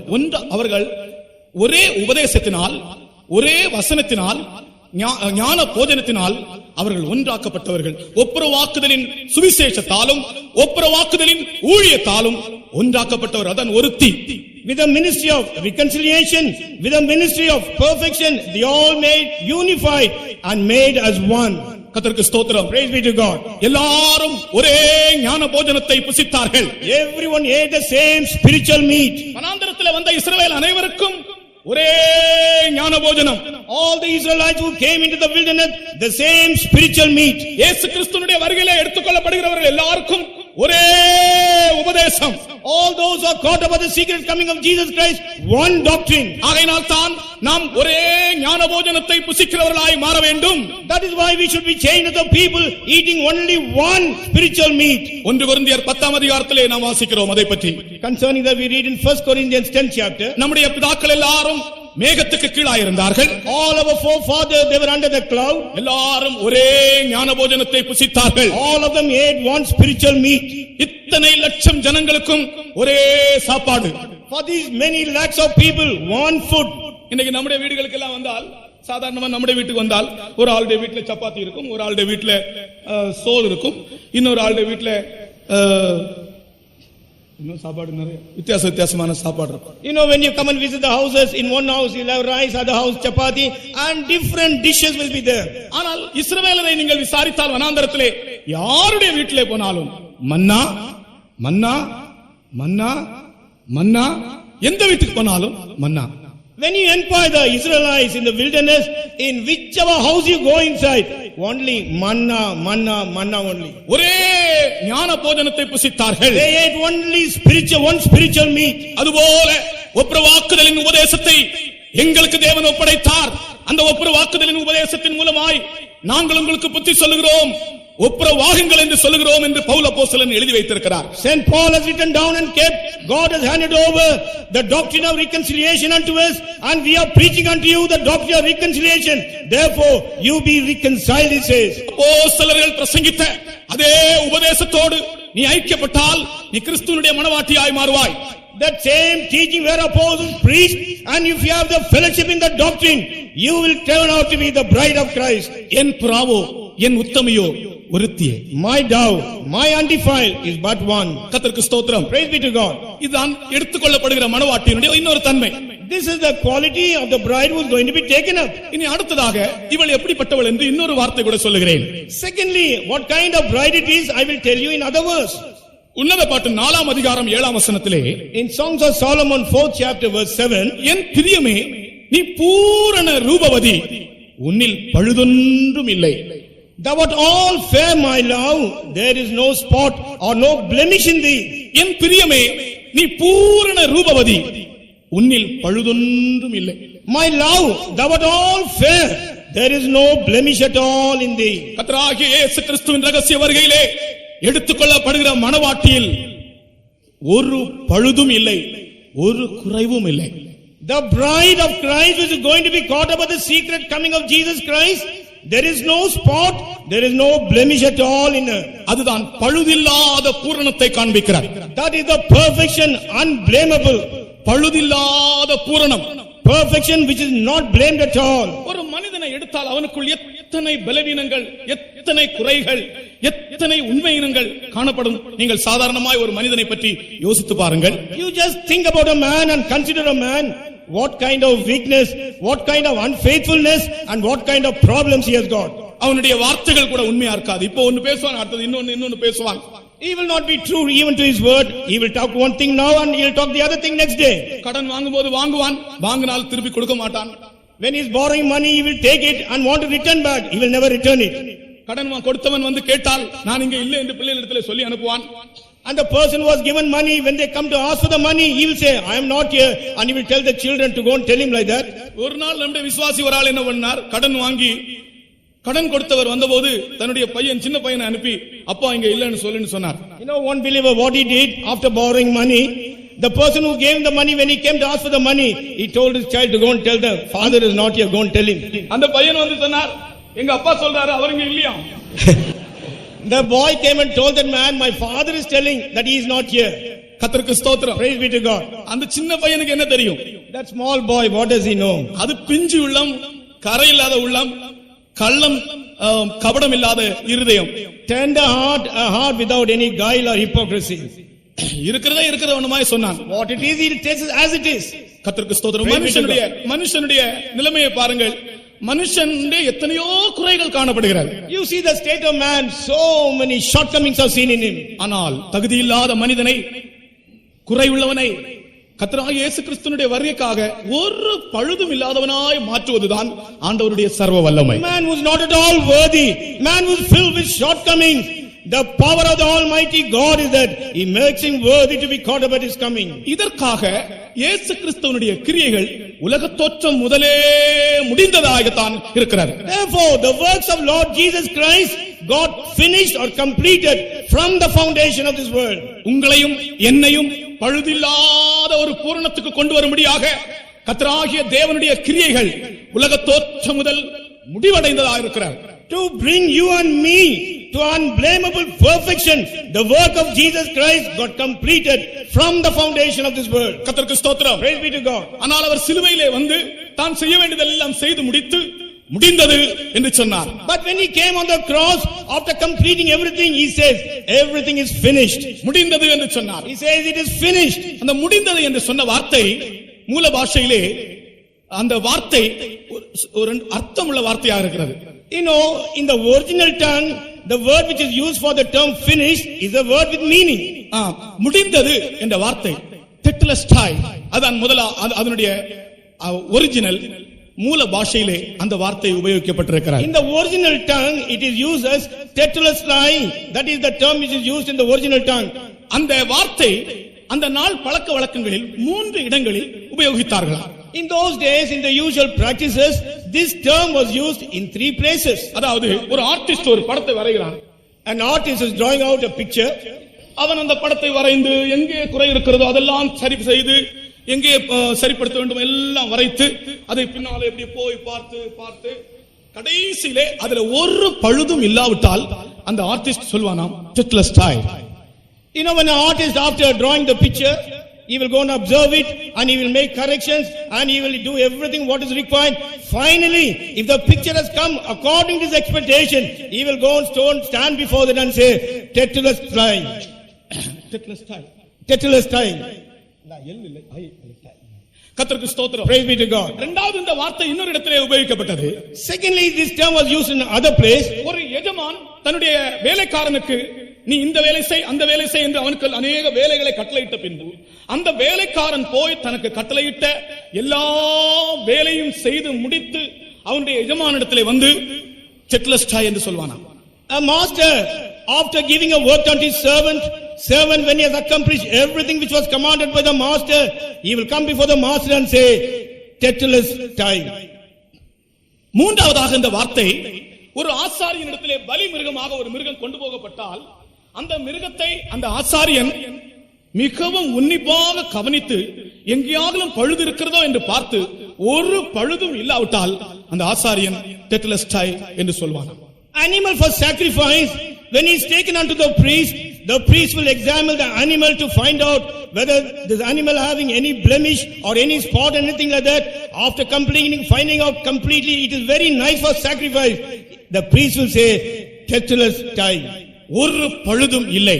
There is no blemish at all. இதுதான் இயேசு கிறிஸ்து சொன்ன வார்த்தை, முடிந்தது. This is the term what Jesus Christ used. It is finished. முடிந்தது. It is finished. உன்னை பழுதில்லாதவனாக மாற்றும்படி இயேசு கிறிஸ்துவினுடைய கிரியைகள் உலகத் தோற்றம் முதலே முடிந்ததாய் காணப்படுகிறது. The works of Jesus Christ, God finished right from the foundation of the world in order to make you unblameable and without spot. தன்னுடைய கிரியைகளை அவர் முடித்திருக்கும் போது நீ ஏன் கவலைப்படுகிறாய்? இந்த ஜீவியம் செய்ய முடியுமா? பூரணப்பட முடியுமா? ஜெயம் எடுக்க முடியுமா? தோல்வி இல்லாதவனா இருக்க முடியுமா என்று நீ கவலைப்பட வேண்டியது இல்லை. அவருடைய கிரியைகள் உனக்காக உலகத் தோற்றம் முதலே முடிந்து விட்டது. When his works have got completed right from the foundation of the world, why are you thinking it is not possible by me? Can I receive this victory? Can I be perfected and so on? என் பிரியமே, நீ பூரண ரூபவதி, உன்னில் பழுதொன்றும் இல்லை. My love, thou art all fair, there is no blemish in thee. கர்த்தருக்கு ஸ்தோத்திரம். Praise be to God. இந்த சந்தர்ப்பத்தில் நான் அப்சலோமை உங்களுக்கு முன்பாக கொண்டு வருகிறேன். During this moment I want to present Absalom before you. அப்சலோமை பற்றி ஒரு வார்த்தை எழுதப்பட்டிருக்கு. உள்ளங்கால் தொடங்கி உச்சந்தலை வரைக்கும் அவனில் ஒரு பழுதும் இல்லை என்று. Concerning Absalom it is written, from the sole of his foot till the top of his head there was no blemish in him. உள்ளங்கால் தொடங்கி உச்சந்தலை வரைக்கும் ஒரு பழுதும் இல்லாதவனாய் இருந்தானாம் Absalom. This man Absalom, right from the sole of his foot till the top of his head there was no blemish at all in him. சரீரத்திலே அவனுக்கு ஒரு பழுதும் இல்லை, ஆனால் அவனுடைய ஆத்மாவோ பழுதடைந்ததாய் காணப்பட்டது. But in his body there was no spot of blemish, but in his soul it was full of blemish.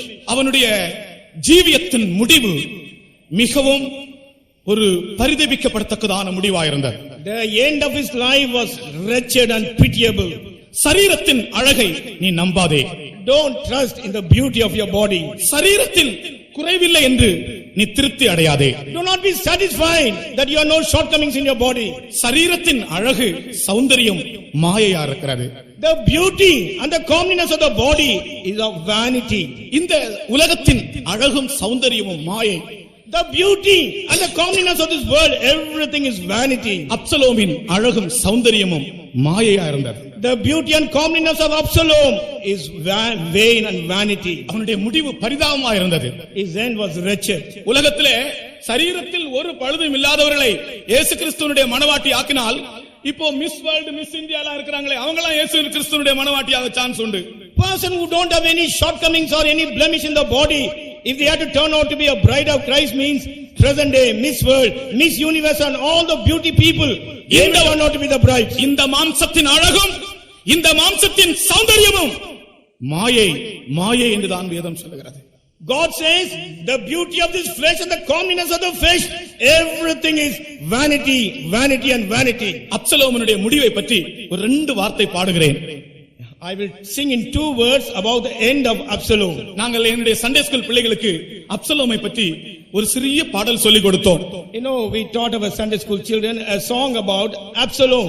உலகத்தின் அழகுக்கும் சௌந்தரியத்திற்கும் அடிமையா இருக்கிறவர்கள் அப்சலோமை குறித்து கண்டு எச்சரிப்படைய வேண்டும். People who are slaven to the beauty and the comeliness of the world, looking unto Absalom, you should be warned. முடியை நீளமாய் வளர்க்கிறவர்கள் அப்சலோமை பற்றி படித்து எச்சரிப்படைய வேண்டும். People who grow their hair long, they should study about Absalom and be warned.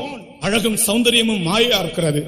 Beauty and comeliness are vain, of vanity. அவனுடைய முடிவு பரிதபிக்கப்படத்தக்கதான முடிவு. His end was a wretched end. ஆனால் கிறிஸ்துவின் மணவாட்டியினுடைய முடிவோ மகிமையான முடிவு. But the end of the bride of Christ is glorious. கர்த்தருக்கு ஸ்தோத்திரம். Praise be to God. சின்ன பிள்ளைகளுக்கு நாங்கள் அப்சலோமை பற்றி ஒரு சிறிய பாடல் சொல்லிக் கொடுத்தோம். For small children, we taught them a song about Absalom. அப்சலோமே அப்சலோமே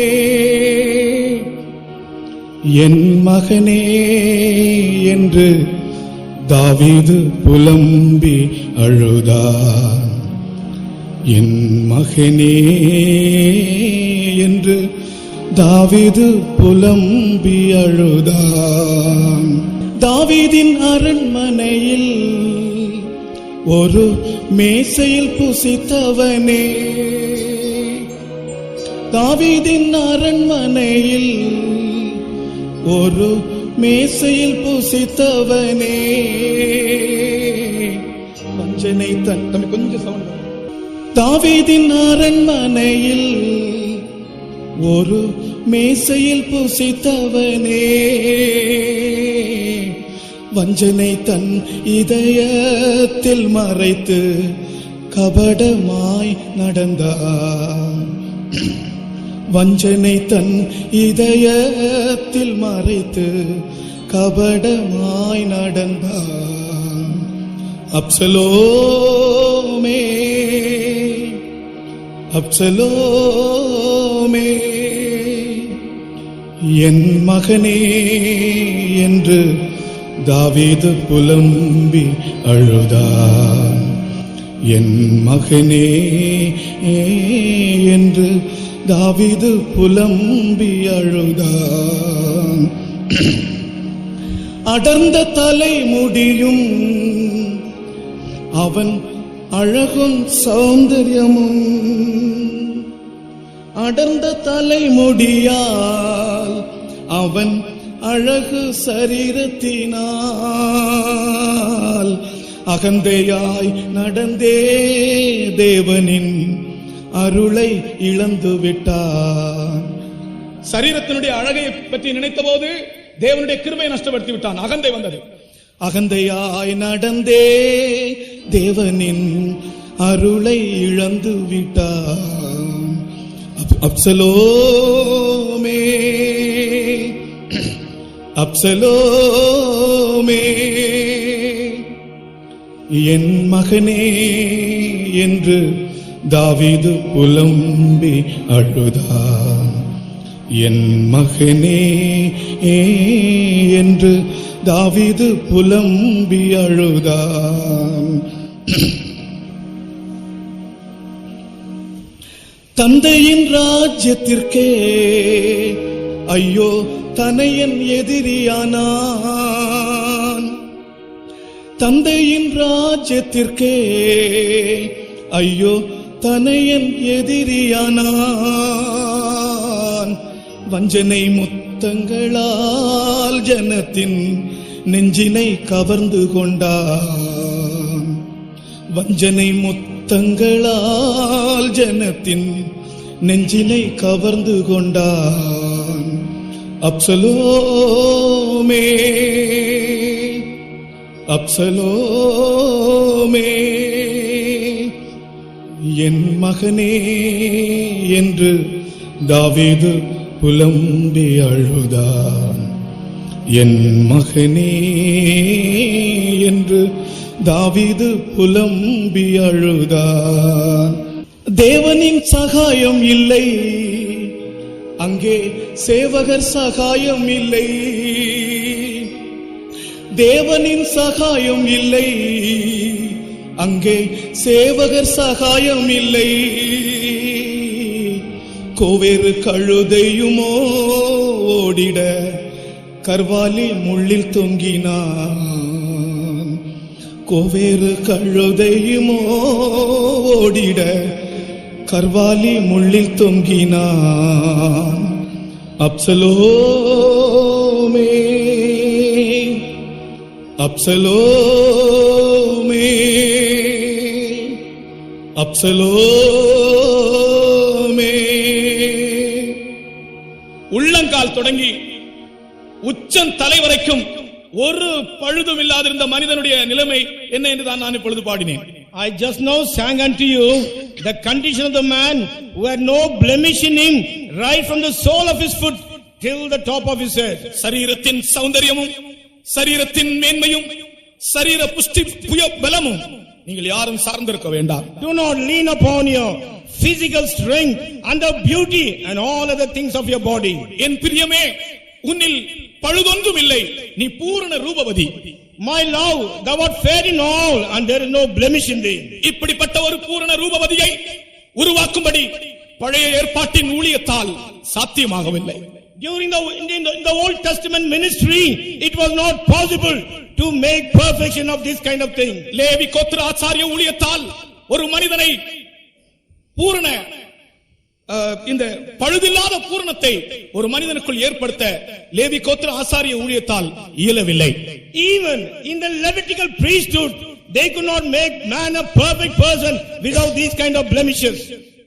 எபிரேயர் 7ஆம் அதிகாரம் சொல்லுகிறது, லேவி கோத்திர ஆசாரிய ஊழிய முறைமையின்படி பூரணமாக்குதல் உண்டாய் இருந்திருக்குமானால் மெல்கிசேதேக்கின் முறைமையின்படி ஒரு ஆசாரியர் எழும்ப வேண்டியது என்ன? In the book of Hebrews it is mentioned over there, if there could be a perfection according to the Levitical priesthood, what is there for a priesthood in the order of Melchizedek to arise? எபிரேயர் 7ஆம் அதிகாரம் 11ஆம் வசனம். Hebrews 7th chapter 11th verse. அல்லாமலும் இஸ்ரவேல் ஜனங்கள் லேவி கோத்திர ஆசாரிய முறைமைக்குட்பட்டிருந்தல்லவோ நியாயப்பிரமாணத்தை பெற்றார்கள்.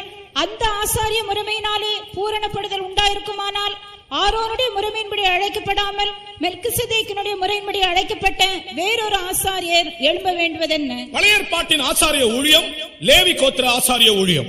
The Old Testament priesthood ministry was of the Levitical priesthood. ஆரோனுடைய முறைமையின்படி ஆசாரிய ஊழியம்.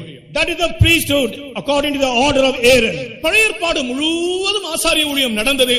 ஆனால் ஒரு மனிதன் கூட கிறிஸ்துவுக்கு மனவாட்டியாக கூடிய பழுதில்லாத பூரணம் அடையவில்லை. ஒரு மனிதனும் அடையவில்லை. Throughout the Old Testament period, the priesthood ministry was there, but man without any blemish to go on to perfection to be the bride of Christ, and no man was able to come into that group. ஒரு headmistress அவங்க இடத்துல கேட்டேன், உங்களுடைய ஸ்கூல்ல SSLC எத்தனை பேர் pass ஆனாங்க? I asked a headmistress in your school, how many people passed in your SSLC examination? I asked. அந்த ஹெட்மிஸ்டர் சொன்னாங்க, ஐயா இந்த வருஷத்துல எங்க ஸ்கூல்ல ஒரு பிள்ளை கூட SSLCல பாஸ் ஆகல. That headmistress told me, ஐயா, in this year no one passed in SSLC in my school. பிரியமானவர்களே, இதை பற்றி அதிகமாக நான் பேச விரும்பவில்லை. இதுதான் லேவி கோத்திர ஆசாரிய ஊழிய முறைமையின் results. Beloved, I won't like to talk more about this. This is the result coming forth out of the Old Testament Levitical priesthood ministry. பலி செலுத்தினார்கள், They offered sacrifices, தூபம் காட்டினார்கள், they offered incense, விளக்கு கொளுத்தினார்கள், they lit the lamp, guy கழுகினார்கள், they washed their hands, எல்லாம் செய்தார்கள். ஆனால் ஒரு மனிதனும் பூரணமடையவில்லை. they did everything but no man was perfected. ஆகையினால் தான் லேவி கோத்திர ஆசாரிய ஊழிய முறைமையை மாற்றி மெல்கிசேதேக்கின் முறைமை என்கிற ஆசாரிய ஊழியத்தை புதிய ஏற்பாட்டில் கர்த்தராகிய இயேசு கிறிஸ்து ஸ்தாபித்தார்.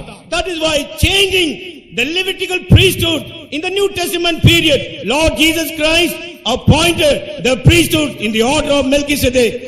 கர்த்தராகிய இயேசு கிறிஸ்து தான் அதன் பிரதான ஆசாரியர். Lord Jesus Christ was the high priest into that.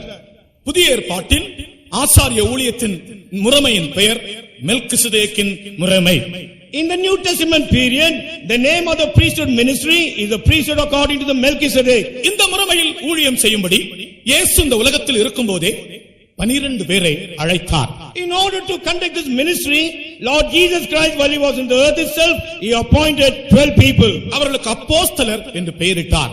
They were called as apostles. ஒருவன் தன் ஊழியத்தை இழந்தான். One man lost his ministry. அவனுடைய ஸ்தானத்தில் மத்தியா என்கிறவர் தெரிந்து கொள்ளப்பட்டார். In his place, Matthias was selected. கர்த்தருக்கு ஸ்தோத்திரம். Praise be to God. அப்போஸ்தலர்களுடைய ஊழியத்தினுடைய நோக்கமே கிறிஸ்துவுக்கு ஒரு மணவாட்டியை ஆயத்தப்படுத்துவதுதான். The purpose of the ministry of apostle is to prepare a bride for Christ.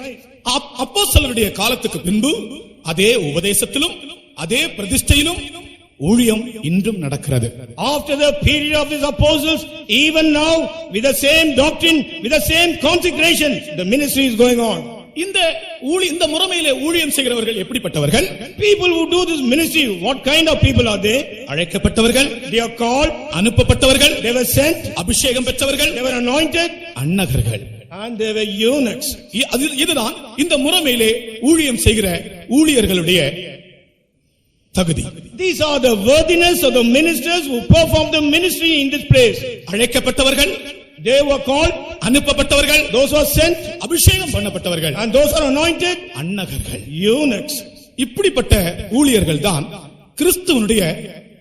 கிறிஸ்துவுக்கென்று ஒரு மணவாட்டியை, ஒரு மனிதனை கிறிஸ்துவுக்கு மணவாட்டியாக பழுதில்லாதவனாக நிறுத்த ஊழியம் செய்ய முடியும். These kind of people only can perform the ministry to present a man without any blemish as a bride before Christ. கர்த்தருக்கு ஸ்தோத்திரம். Praise be to God. ஆகையால் தான் அப்படிப்பட்ட ஒரு ஊழியத்திற்காக என்னையும் நான் கர்த்தருடைய கிருபையினாலே அர்ப்பணிக்க ஆண்டவர் எனக்கு ஒரு கிருபை தந்தார். For that kind of ministry God gave me grace even for me to surrender for that ministry. நான் முதலாவது எங்களுடைய மார்க்கத்திற்காக பயங்கர வைராக்கியம் உடையவனாய் இருந்தேன். For my religion I was very zealous in those days.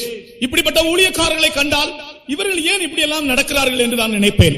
When I used to see these kind of servants of God, I used to think, why are they behaving like this?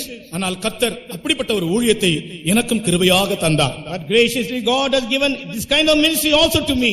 கர்த்தருக்கு ஸ்தோத்திரம். Praise be to God. ஆகையால் மணவாட்டியை ஆயத்தமாக்க கூடியவர்கள் யார் என்பதை வசனத்திலிருந்து நீங்களே நிதானித்துக் கொள்ளுங்கள். From the word of God you yourself will understand who are the people who are worthy to prepare a bride. அடுத்ததாக இந்த மணவாட்டி எப்படிப்பட்டவள் என்று இன்னொன்று சொல்கிறேன். Secondly, I would like to tell you how this bride is. நமக்கு சமயம் மிகவும் சுருக்கமா இருக்கிறபடியால், because the time is very short. அப்போஸ்தலனாகிய யோவானுக்கு ஆண்டவர் சொல்லுகிறார், ஒரு தூதன் சொல்லுகிறார், இங்கே ஏறி வா, நான் ஆட்டுக்குட்டியானவருடைய மணவாட்டியை உனக்கு காண்பிக்கிறேன் என்று சொல்லுகிறார். Angel of God is telling the apostle John, you come hither, I will show you the bride of Christ who is the lamb. இங்கே ஏறி வா, come here, காண்பிக்கிறேன். I will show you the bride of the lamb. என்று ஏறி வா என்று சொல்லி காண்பித்தது என்ன தெரியுமா? After telling him come hither, you know what did he show? அந்த புதிய எருசலேம் நகரம் அப்படியே இறங்கி வருகிறதை காண்பிக்கிறார். He showed the new Jerusalem, the city coming down from God out of heaven. இங்கே ஏறி வா, உனக்கு ஆட்டுக்குட்டியானவருடைய மனைவியை காண்பிக்கிறேன் என்று சொல்லி காண்பித்தது என்ன? மகிமையடைந்த புதிய எருசலேம் இறங்கி வருகிறதை காண்பிக்கிறார். The angel of God told unto apostle John, come hither and I will show you the bride of the lamb. You know what did he show? He saw the glorious Jerusalem coming down from heaven out of God. வெளிப்படுத்தின விசேஷம் 21ஆம் அதிகாரம் 9ஆம் வசனம். Revelation 21st chapter verse 9. பின்பு கடைசியான 7 வாதைகளால் நிறைந்த 7 கலசங்களை உடைய அந்த 7 தூதரில் ஒருவன் என்னிடத்தில் வந்து, நீ இங்கே வா, ஆட்டுக்குட்டியானவருடைய மனைவியாகிய மணவாட்டியை உனக்கு காண்பிக்கிறேன் என்று சொல்லி பெரிதும் போதும். And there came unto me one of the 7 angels which had the 7 vials full of the 7 last plagues, and talked with me saying, come hither, I will show thee the bride, the lamb. பாருங்கள், மணவாட்டியை காண்பிக்கிறேன் என்று சொல்லி அவன் எதை காண்பிக்கிறான்? அவர் பார்க்கும்போது ஒரு புதிய எருசலேம் நகரம் ஒரு மணவாட்டியை போல இறங்கி வருகிறது. You know, telling him that come hither, I will show you the bride, he showed him the new Jerusalem attaining the glory of God which is descending down. கர்த்தருக்கு ஸ்தோத்திரம். Praise be to God. இதனுடைய தாற்பயம் என்ன? What is the meaning? நாம் மணவாட்டியாய் மாற வேண்டும் என்றால் புதிய எருசலேம் நகரமாக வேண்டும். If you want to be as a bride, we should turn out to be as New Jerusalem. அதற்கு ஒரு மூலைக்கல் உண்டு. For that there is a cornerstone. அதற்கு அஸ்திபாரம் உண்டு. There is a foundation stone for that. அந்த மூலைக்கல்லோடும் அஸ்திபாரத்தோடும் ஜீவனுள்ள கற்களாக சேர்த்து கூட்டி ஆவியானவரால் கட்டப்பட்டு மகிமையான புதிய எருசலேமாய் நாம் மாறினால் தான் கிறிஸ்துவனுடைய மனவாட்டியாக முடியும். Along with the cornerstone and the foundation stone, we as a lively stone, when we are fitly framed together, and that will turn out to be the glorious Jerusalem. இயேசு கிறிஸ்து அதற்கு மூலைக்கல்.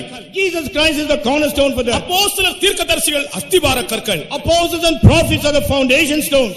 பரிசுத்த ஆவியினுடைய அபிஷேகத்தை பெற்றவர்கள் ஜீவனுள்ள கற்கள். All those who have been anointed by the Holy Spirit, they are the lively stones. அவர்கள் என்ன செய்ய வேண்டும்? What they should do?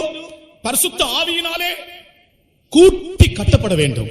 By the Holy Spirit, they should be fitly framed together. அந்த வேலையை தான் கர்த்தர் இந்த நாட்களிலே சபையில் நிறைவேற்றிக் கொண்டிருக்கிறார். That work only, the Spirit God is doing that work in the church. உன்னை புதிய எருசலேம் நகரமாக கர்த்தர் கட்ட விரும்புகிறார். God wants to build you as a city, New Jerusalem. அதற்கு நீ ஒரு ஜீவனுள்ள கல்லாய் மாற வேண்டும். For that, you must turn out to be a lively stone. மனம் திரும்பி ஞானஸ்நானம் பெற்று பரிசுத்த ஆவியின் அபிஷேகத்தை பெற்று நீ ஜீவனுள்ள கல்லாகி இந்த மூலைக்கல்லோடும் அஸ்திபார கற்களோடும் சேர்த்து நகரமாய் கட்டப்பட வேண்டும். You must repent, you must take baptism, and you must receive the Holy Spirit. Turn out to be a lively stone along with the cornerstone and the foundation stone. You should be built as a city which is the New Jerusalem. நம்முடைய பூர்வ பிதாவாகிய Abraham இருக்கிறாரே, you see Abraham, which is our forefather. இந்த Abraham இந்த அஸ்திபாரம் உள்ள நகரத்தை காண வாஞ்சியா இருந்தார். He had a great desire to see the city with foundation. கர்த்தருக்கு ஸ்தோத்திரம். Praise be to God. அவர் அதற்குள் பிரவேசிக்க முடியவில்லை. But he could not enter there. அதை தூரத்திலே கண்டார். From afar off he saw that. அஸ்திபாரம் உள்ள நகரத்துக்காக அவர் காத்திருந்தார். He was waiting for the city with foundation. தன்னை அந்நியனும் பரதேசியுமாக்கிக் கொண்டார். He made himself as a stranger and a pilgrim. ஆனால் அதற்குள் அவர் பிரவேசிக்க முடியவில்லை. But he was not able to enter into it. தூரத்திலே கண்டு நம்பி அணைத்துக் கொண்டு விசுவாசத்தோடு மரித்தார். Seeing afar off, believing it, embracing it, he died in faith. ஆபிரகாமுக்கு இல்லாத அரும் பெரும் சிலாக்கியத்தை ஆண்டவர் அடிமைகளாகிய நமக்கு தர விரும்புகிறார். God, unworthy for us, he wants to give us a great blessedness what Abraham never had. கர்த்தருக்கு ஸ்தோத்திரம். Praise be to God. இந்த நகரத்திற்கு 4 பக்கங்கள் உண்டு. For the city there are 4 sides. இது ஒரு சதுர பட்டணம். பாஸ்டர் லாசரஸ் சொல்வார் அடிக்கடி, சதுர பட்டணம். Pastor Lazarus frequently to say this is a 4 square city. கூட்டி கட்டப்பட வேண்டும். For you to be perfect in all the 4 characters, you should be fitly framed together to form a city. அங்கிங்கேயாக நீ அலைந்து திரியாதே. Do not keep moving here and there. நீ தனித்தனியாக பிரிந்து நடக்காதே. Alone, individually, you don't get separated and walk about. கிறிஸ்துவாகிய மூலைக்கல்லோடும் அப்போஸ்தலர் தீர்க்கதரிசிகளோடு நீ சேர்ந்து கூட்டி கட்டப்படு. You be fitly framed together with the Christ who is the cornerstone and the apostles and prophets who are the foundation stone. வேத புத்தகத்தில் independent என்ற ஒரு வார்த்தையே இல்லை. In the word of God, we don't find the term called independent. பிரியமானவர்களே, நாம் கூட்டி கட்டப்பட வேண்டும். Beloved, we should be fitly framed together. கர்த்தருக்கு ஸ்தோத்திரம். Praise be to God. இந்த 4 பூரணமும் உனக்குள் உண்டாக வேண்டும். All these 4 perfections should be formed in you. நான் உனக்கு மனவாட்டியை காண்பிக்கிறேன் என்று சொல்லி அவர் பார்க்கும்போது, யோவான் அப்போஸ்தலன் பார்க்கும்போது அப்படியே ஒரு மனவாட்டியை போல அந்த நகரம் இறங்கி வருகிறது. The angel of God telling out to Apostle John, come, I'll show you the bride, the lamb's wife. He sees the glorious city just coming down from heaven. அந்த வேலை தான் இன்றைக்கு சபையிலே கர்த்தர் செய்து கொண்டிருக்கிறார். That is the work what Lord is doing in the church these days. நீங்கள் கட்டப்படுகிறீர்களா? Are you being built? உங்களுடைய ஜீவியம் கட்டப்பட்டு கொண்டிருக்கிறதா? Is your life is being built? நான் பெங்களூருக்கு மாற்றப்பட்டு போனபோது, When I was transferred to Bangalore, இந்த அடையார்ல இருந்து நேரா பெங்களூருக்கு மாற்றப்பட்டு போனேன். from Adyar I was transferred to Bangalore. பெங்களூர்ல நான் போய் சேர்ந்தபோது ஒரு கட்டடத்தை கண்டேன். When I went and reached Bangalore, I saw a building. அஸ்திவாரம் போடப்பட்டு அப்படியே கொஞ்சம் பில்லர்களை எழுப்பி அப்படியே நிற்கிறது ஒரு multi story building. A multi-story building, the foundation was laid and the pillars merely standing and that's it. பிரியமானவர்களே, எத்தனையோ வருஷங்கள் ஆகிவிட்டது, இன்றைக்கும் அந்த பில்டிங் அப்படியே தான் இருக்கிறது. Beloved, many years have passed by, the building is in the same conditions. உங்களுடைய ஜீவியம் கட்டப்படுகிறதா? Is your life being built? எத்தனை பேருக்கு நிச்சயம் உண்டு என்ற ஜீவியம் கட்டப்பட்டு கொண்டிருக்கிறது? How many have got an assurance that my life is being built? ஒரு கட்டடத்தை கட்டி குறிப்பிட்ட நாட்களுக்கு அந்த கட்டடத்தை முடிக்கிறது போல நம்முடைய ஜீவியத்தை ஆண்டவர் கட்டி எழுப்ப விரும்புகிறார். Starting the work of a building, in the appointed time the work of the building is completed. In a similar way, Lord wants to start the work and complete the work in our life. கர்த்தருக்கு ஸ்தோத்திரம். Praise be to God. புதிய எருசலேமாக கட்டப்பட விரும்புகிறவர்கள் கரங்களை உயர்த்தி ஒரு அல்லேலூயா சொல்லுவோம். Those who want to be அல்லேலூயா. கர்த்தருக்கு ஸ்தோத்திரம். Praise be to God. மகிமை உள்ள ஒரு நகரமாய் கர்த்தர் நம்மை கட்டுகிறார். God is building us as a glorious city. அந்த புதிய எருசலேமுக்குள்ள ஒரு மகிமையான உயர்ந்த ஸ்தானம் உண்டு. அதுதான் சீயோன். In the new Jerusalem there is a glorious high place, that is Zion. அது ஆண்டவர் கர்த்தராகிய இயேசு கிறிஸ்துவினுடைய புது உடன்படிக்கையின் ஊழியக்காரர்களுக்குரிய இடம். That belongs unto the minister of the new covenant of Lord Jesus Christ. கர்த்தருக்கு ஸ்தோத்திரம். Praise be to God. அது ஒரு உயர்ந்த ஸ்தானம். That is a very high place. ஒரு மகிமையான ஸ்தானம். That is a glorious place. அதற்காக புது உடன்படிக்கையின் ஊழியக்காரர்களுக்காக கர்த்தர் அந்த ஸ்தானத்தை வைத்திருக்கிறார். For the ministers of the new covenant, God has kept that place.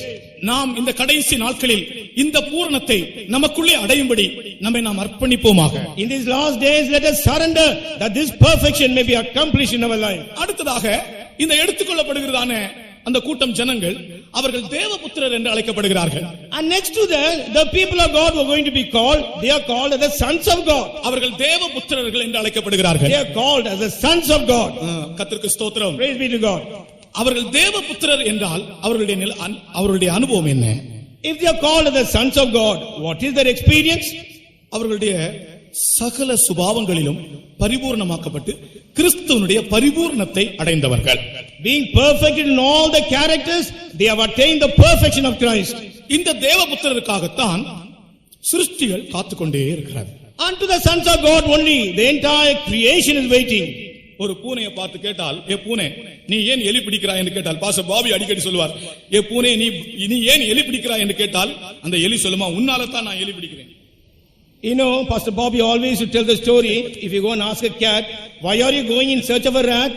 It is because of you only I am searching you, he says, I believe. ஒரு பூனை இடத்துல நீங்க போய் கேளுங்க, ஏ பூனை, கெட்ட பூனை, நீ ஏன் எலி பிடிக்கிறாய் என்று கேட்டால் அது சொல்லுமா, நேரா ஒரு பதில், ஆன்சர், ஸ்ட்ரைட் ஃபார்வர்ட் ஆன்சர் சொல்லுமா, உன்னால தான் நான் எலி பிடிக்கிறேன். You know, if you go and ask the cat, why are you catching the rat? The cat will reply, because of you only I am doing this. நீ தேவபுத்திரனாய் மாறினால் நானும் எலியும் ஃப்ரெண்ட்ஸ் ஆயிடுவோம்.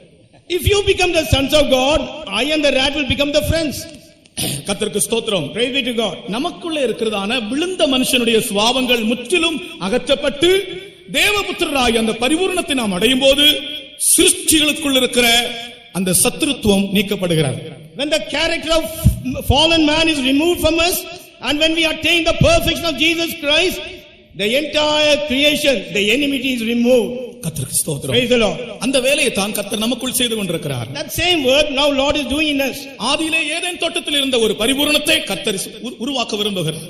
The perfection which was in the earlier time in the Garden of Eden, God wants to accomplish it now. இதே பூமியிலே ஏதேனின் பரிபூரணம் உண்டாக்கப்பட்டு கர்த்தராகிய இயேசு கிறிஸ்துவோடு மறுரூப சரீரத்திலே 1000 வருடம் நாம் ஆட்சி செய்ய வேண்டும். இந்த பூரணத்தை இந்த பூமியிலே அது காண வேண்டும். On this very earth the Edenic perfection may be formed in our transformed body along with Lord Jesus Christ. We are going to rule on this very earth. தேவபுத்திரர் வெளிப்படும்படி சிருஷ்டிகள் எல்லாம் ஆவலோடு காத்திருக்கிறது. The entire creation waiting patiently for the appearing of the sons of God. அப்படி என்றால் நான் சொல்கிறேன், ஒரு மனுஷன் தன்னை பரிசுத்தப்படுத்திக் கொள்ளும்போது இந்த சிருஷ்டிகள் எல்லாவற்றுக்கும் கூட சந்தோஷம்தான். I am telling you, when a man sanctifies himself, the entire creation will be happy about it. ஒரு மனுஷன் தன்னை பரிசுத்தப்படுத்திக் கொள்ளும்போது சிருஷ்டிகள் எல்லாவற்றுக்கும் சந்தோஷமும் ஆர்ப்பரிப்பும்.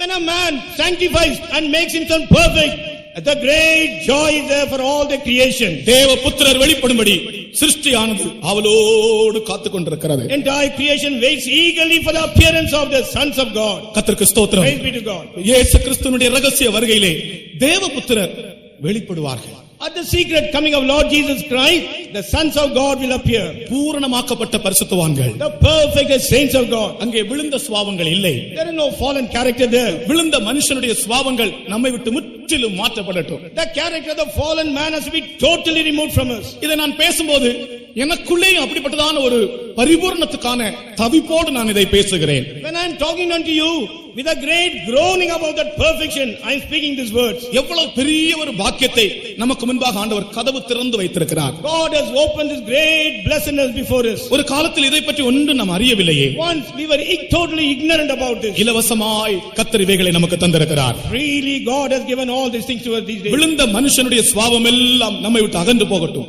All the character of the fallen man, let it be put away from us. உங்கள் ஒவ்வொருவருக்குள்ளும் எந்தெந்த பகுதியிலே விழுந்த மனுஷனுடைய சுபாவம் இருக்கிறதோ முற்றிலுமாய் கர்த்தர் அதை அகற்ற முடியும். என்று விசுவாசித்து உங்களை ஒப்புக்கொடுங்கள். In every one of you, in whichever portion of your life, the character of the fallen man is there. Totally believe in God that He is able to remove it from you.